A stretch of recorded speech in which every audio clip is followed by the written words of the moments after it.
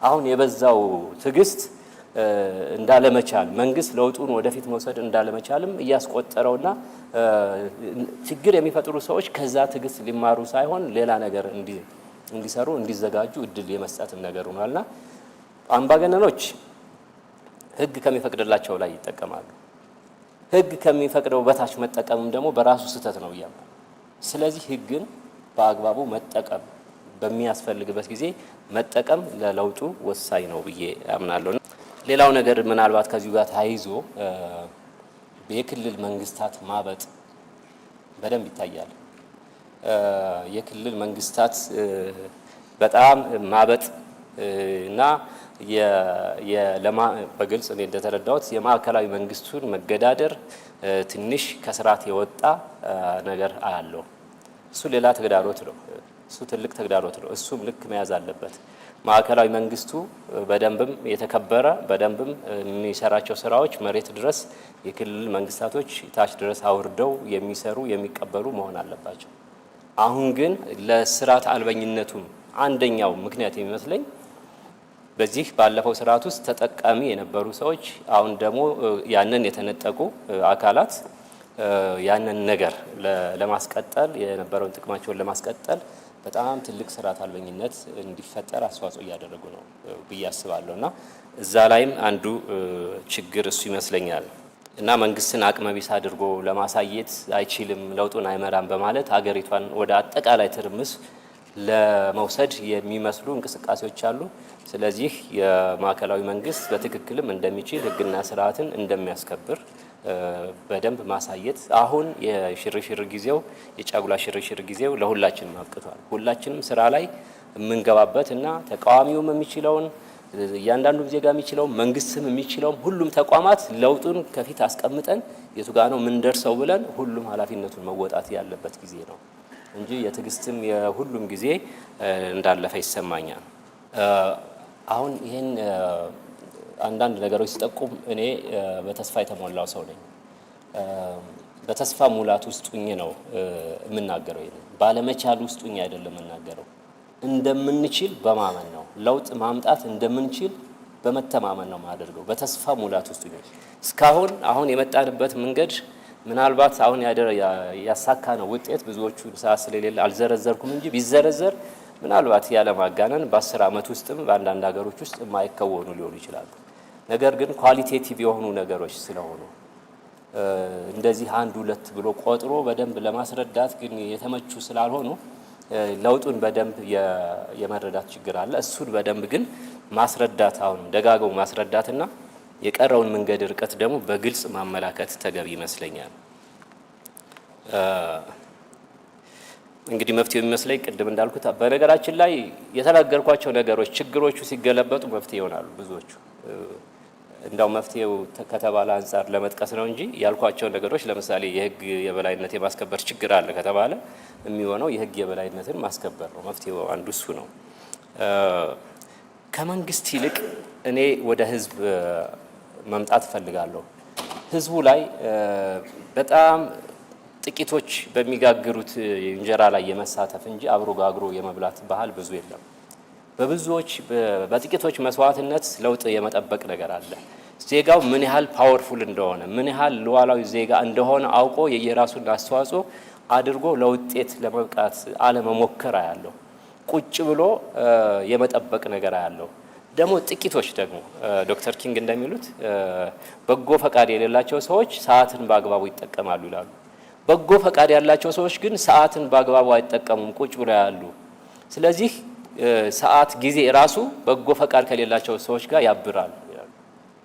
ጥቂቶች በጣም በጎ ነገር የማይሰሩ ሰዎች በጣም አክቲቮች ናቸው፣ በጣም ብዙ ነገር ይሰራሉ። በጎ ፈቃድ ያላቸው በጎ የሚጠቅም ሀሳብ ያላቸው ብዙሃን ግን ቁጭ ብለው ያሉ።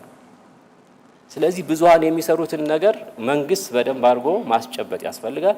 ብዙሃንም እያንዳንዱ ሰው ኃላፊነቱን የመውሰድ አለበት። ቁጭ ብሎ የመውቀስ ነገር ከህሊና ወቀሳ አይደለም። ትልቁ ፍርድ ከህሊና የሚገኝ ነው። ትልቁ ምስጋና ከህሊና የሚገኝ ነው እና እያንዳንዱ ዜጋ ኃላፊነት ባልወሰደ ቁጥር በጎ ፈቃድ የሌላቸው ሰዎች ላልተገባ ነገር ያስገዙታል እና አገራችን ላይ ያለው ያዣበበውም ትልቅ አደጋ ህዝቡ ባህሉ ጨዋነቱ እንዳለ ሆኖ ግን የሚገባውን በአግባቡ ማድረግ ባለመቻሉ ይመስለኛል። ዋናው ሌላው ነገር ደግሞ መፍትሄ የሚመስለኝ የልሂቃን መተባበር። የአድዋን ጦርነት እንውሰድ፣ ቅድም ስላነሳሁት በአድዋ ወቅት ትልቁ ነገር ያ ድል እንዴት ተመዘገበ ብላችሁ ብትጠይቁ አጼ ቴዎድሮስ ተሸንፈዋል መቅደላ ላይ፣ አጼ ዮሐንስ መተማ ላይ ተሸንፈዋል። ለምን አጼ ሚኒልክ አድዋ ላይ አሸነፉ? ትንሽ ኃይል ስለገጠማቸው ነው? አይደለም። ለእኔ ትልቁ ነገር ለምሳሌ አጼ ቴዎድሮስ መቅደላ ላይ ብዙ የራሳቸው ወታደሮች ሳይቀሩ አብረዋቸው አልነበሩ። ብዙ የሀገሪቱ ልሂቃን ወይንም በጊዜው የነበሩት ባለስልጣናት አብረዋቸው አልነበሩ፣ ብቻቸውን ነበሩ። አጼ ዮሐንስም ቢሆኑ መተማ ላይ ሲሄዱ ወሳኝ ኃይል የነበራቸው የሀገሪቱ ባለስልጣናት አብረዋቸው አልነበሩ። ሞትን የተጋፈጡት ሁለቱም በዛ መንገድ ነው። አጼ ሚኒልክ ላይ ስንመጣ ግን ታምር በሚመስል መልኩ ለዛውም ከነበረው የውስጥ ቁርሾ ከቁስላቸው በደንብ ያላገገሙ የሀገሪቱ ሰዎች ሁሉ አንድ ላይ አብረው ከጎናቸው ቆሙ ነበር። ስሌቱ ያ ነው። ዓላማው ግልጽ ነው። ዓላማው ሀገርን መከላከል ነው። የውስጥ ልዩነት ነበራቸው፣ ግን ያንን ልዩነታቸውን ትተው በዘመኑ የነበሩ ልሂቃን አብረው እንዳንድ ልብ መካሪ እንዳንድ አንደበት ተናጋሪ ሆነው ቆሙ።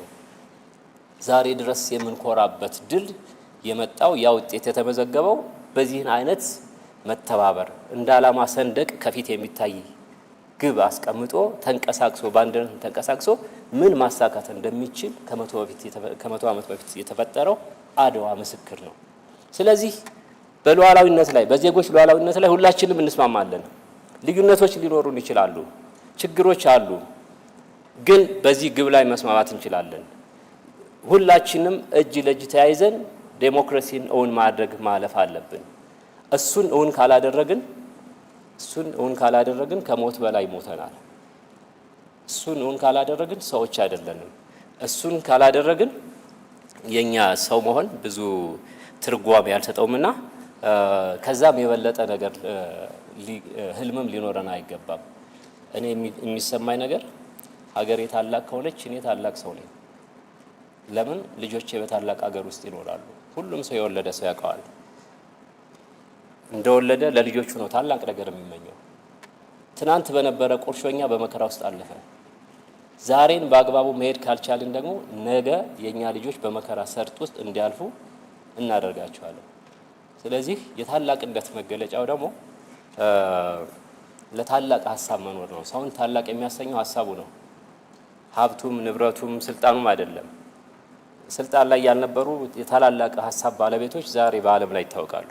ስለዚህ ይህን ታላቅ ሀሳብ ይህንን ዴሞክራሲን የማዋለድ ኃላፊነት ሁላችንም መሸከም ለዛም ደግሞ አብረን መስራት አለብን። እግዚአብሔር ያክብርልኝ። በጣም አመሰግናለሁ።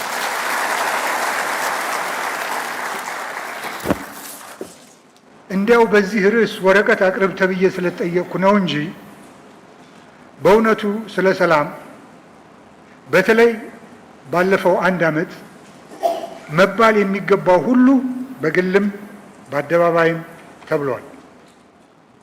አዲስ ነገር ለመጨመር በጣም አስቸጋሪ ነው። እንግዲህ ይህንን ግብዣ የተቀበልኩበት ምክንያት ምናልባት አንዳንድ ወሳኝና ቁልፍ የሆኑ ጽንሰ ሀሳቦችን መድገምና ማስታወስ ጠቃሚ ሊሆን ይችላል በሚል እምነት ነው። ሁለተኛ፣ ሁላችን እንደምናየው ርዕሱ በጣም ሰፊ ነው፣ ግን ያለን ጊዜ በጣም አጭር ነው። ስለዚህ የትኛውን አንስቶ የትኛውን ለመተው በጣም አስቸጋሪ ነው። በዚህ ፕሬዘንቴሽን ያለኝ ዓላማ መነሳት የሚገባቸውን ሁሉ ለማንሳት ሳይሆን ለውይይት መንደርደሪያ ሊሆኑ የሚችሉ አንዳንድ ሰፊ ሀሳቦችን ለመወርወርና የተቀሩትን እድል ከፈቀደ በውይይት ጊዜ ለማንሳት ወይ የቀረቡትን በሚገባ ለማብራራት ነው። ሁላችንም እንደምናውቀው የሰላምና የእርቅን ውይይት ጥቂት አስቸጋሪ የሚያደርገው ሰላምና እርቅ የሚሉት ቃሎች ተራ ቃሎች ስለሆኑ ሁሉም ሰው በቃሎቹ ስር የተደበቁትን ጽንሰ ሀሳቦች ሁላችንም እናውቃቸዋለን፣ ከዚያም አልፎ እንስማማባቸዋለን የሚል እሳቤ ወይም አሰምሽን ስላለ ነው። ነገር ግን የምንጠቀምባቸው ቃላት ተመሳሳይ ይሆኑ እንጂ የምንሰጣቸው ትርጉሞች ተመሳሳይ ላይሆኑ ይችላሉ። እንዲያውም የአንዱ የሰላም ሁኔታ ነው ብሎ የሚቆጥረው ለሌላው የጦርነት ሁኔታ ሆኖ ሊታየው ይችላል። ለምሳሌ ለአንዱ ወገን ረባሽ ሰውን ኃይል ተጠቅሞ ዝም ማሰኘት የሰላም ማስከበር ስራ ሲመስለው፣ ዝም እንዲሰኝ ለተገደደው ወገን ከሰላም ይልቅ ጦርነት፣ የአምባገነንነት፣ የጉልበተኛ ስራ ሆኖ ሊታየው ይችላል። አሁን በሀገራችን ተጨባጭ ሁኔታ አንዱ አከራካሪ ሆኖ የቀረበው ጥያቄ ይህ ነው። ለአንዱ ወገን መብቴንና ሰላሜን አስጠብቅበታለሁ የሚልበት መንገድ፣ ለሌላው ደግሞ ሰላም የጎደለው በአመፅ የተሞላ መንገድ ሆኖ ሊታየው ይችላል። ለአንዱ አንድነት የሚለው ሀሳብ ሰላማዊ የግጭት መፍትሄ ሲሆን፣ ለሌላው ደግሞ እንዲያውም የግጭት መንስኤ ሆኖ ሊታየው ይችላል። ያም ሆኖ በተለይ ዘላቂ ሰላም የሚለውን ጽንሰ ሀሳብ ስንመለከትና ስንመረምር ዘላቂ ሰላም በሚባለው ሁኔታ ውስጥ የተደበቁ እሴቶች እንዳሉና እነሱንም ትንሽ ገለጥለጥ አድርገን በመነጋገር መጀመሩ ሊጠቅም ይችላል ብዬ እገምታለሁ። የመጀመሪያው ሰላም ብጥብጥ፣ ረብሻ፣ ግድያ፣ መፈናቀል፣ አመፅና ወንጀለኛነት ባሉበት ሁኔታዎች ሊሰፍን አይችልም። ስለዚህ ሰላምን ለመፍጠር አንዳንድ ጊዜ እነዚህን ብጥብጦች ለማቆም ተመጣጣኝና ሕጋዊ ኃይል መጠቀም ሊያስፈልግ ይችላል። አሁን በተለያዩ ቦታዎች የሚሰማው የሕግ የበላይነት ይከበር የሚለው ጩኸት ከዚህ አይነት የሰላም ግንዛቤ የመነጨ ይመስላል። እርግጥም ነው በአንድ ሀገር ውስጥ በእንግሊዝኛ ሞኖፖሊ ኦፍ ቫዮለንስ የምንለው ማለት በኃይል የማስገደድ የብቸኛ መብት የመንግስት ነው። ይህንን ጥሰው ግለሰቦችና ቡድኖች ኃይልን ተጠቅመው ሌላ ወገን ላይ ፍላጎታቸውን ለመጫን ሲሞክሩ ወይም ጉዳት ሲያደርሱ ይህንን ማቆም የሰላም ስራ ነው። ይህንን ትርጓሜ ብዙ ሰው ይረዳዋል። ብዙ ሰው የማይረዳው ግን ይህ የሰላም ስራ አንዱ ንዑስ አካል እንጂ ሙሉ በሙሉ ሰላም እንዳልሆነ ነው። ይህ ኃይልን ተጠቅሞ አመፅን መስበርና ግጭትንም ማቆም ራሱ ብቻ ዘላቂ ሰላምን አያመጣም። አመፅና ረብሻ ያሉበት ሁኔታ ውስጥ ሕግና ስርዓትን ማስከበር ለዘላቂ ሰላም መምጣት አስፈላጊ ሁኔታ እንጂ ብቁ ሁኔታ አይደለም። በእንግሊዝኛ ኔሰሰሪ ኮንዲሽን እንጂ ሰፊሽንት ኮንዲሽን አይደለም። እንግዲህ ሰላም ዘላቂ እንዲሆን ከተፈለገ ምን መደረግ አለበት ብለን ስንጠይቅ ብዙ ሰው የማይገነዘባቸው ጽንሰ ሀሳቦችና ሀሳቢዎች ብቅ ይላሉ። የመጀመሪያው ሰላም ማለት ብጥብጥን፣ አመፅን፣ ረብሻን፣ ግጭትን ከማቆም አልፎ በግጭቱ ስር ላሉት ችግሮች ዘላቂ መፍትሄ ማግኘት ነው የሚለው ነጥብ ነው።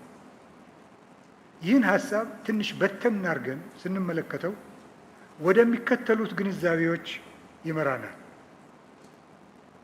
አንድ፣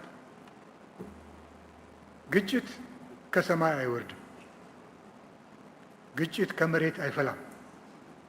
ግጭት በሰዎች መካከል የሚፈጠረው በሰዎቹ ግንኙነት ውስጥ መልስ ወይም መፍትሄ የሚፈልጉ ችግሮች ስላሉ ነው። አለዚያ አንድ ሰው እብድ ወይ የአእምሮ ጤና የጎደለው ካልሆነ በቀር ከመሬት ተነስቶ ከሌላ ጋር አይጣላም። ስለዚህ ሰላም ማለት ይህንን ከስር ያለ ችግር ፈልፍሎ አውጥቶ ለእነዚያ ችግሮች ዘላቂ መፍትሄ መፈለግ የሚለው ሀሳብ ነው። ይህ ድምዳሜ ወደ ሁለት ትምህርታዊ ወደሆኑ ግንዛቤዎች ይወስደናል። አንደኛው ግጭት ከሌሎች ጋር ባለን ግንኙነቶች ወይም ዝምድና መሻሻል አለበት ወይም መፍትሄ ማግኘት የሚገባው ችግር እንዳለ ጠቋሚ እድል ነው። ለውጥ፣ እድገት፣ መበልጸግ የሚመጣው እንደዚህ አይነቱ መሻሻል ወይም መፍትሄ ሲፈጠር ነው። ስለዚህ ግጭት በአዋቂዎችና በጠቢባን ከተያዘ የመጠላያ፣ የመገዳደያ፣ የመወዳደሚያ መንገድ ከመሆን ይልቅ የማደጊያ፣ የመሻሻያ እድል ፈጣሪ ሲሆን የሰላም ስራ ደግሞ ይህንን ተገንዝቦ መፍትሄ የማግኛዎቹን መንገድ መጥረግና ማመቻቸት ነው ማለት ነው። በሌላ አነጋገር ግጭት መፍትሄ የሚፈልግ ችግር እንጂ ሰዎች እርስ በራሳቸው የሚሸናነፉበት ትግል አይደለም። ሰላምም ማለት ከዚህ ግጭት ስር ላለው ችግር ዘላቂ መፍትሄ መፈለጊያ መንገድ ነው። ከዚያም አልፎ ብዙ ሰው የማይረዳው ግጭትን ጎጂ የሚያደርገው ግጭቱ ራሱ ሳይሆን አያያዙ ነው። ይህ ማለት ግጭት ወደድንም ጠላንም በሰዎች መካከል ሁል ጊዜ አለ ይኖራልም። ግን ግጭት በሞኞች ሲያዝ በገለባ ላይ ክብሪት መጫር ያህል ነው። ይቀጣጠላል፣ ይፋፋማል። ተፋላሚዎቹ የመጎዳዳት ፉክክር ውስጥ ይገቡና ለነሱ ብቻ ሳይሆን ለሌላም የሚተርፍ ጉዳትና ስቃይ ውስጥ ይወድቃሉ። ነገር ግን ግጭትን ብልህ ሰው ሲይዘው ወደ መጎዳዳት ፉክክር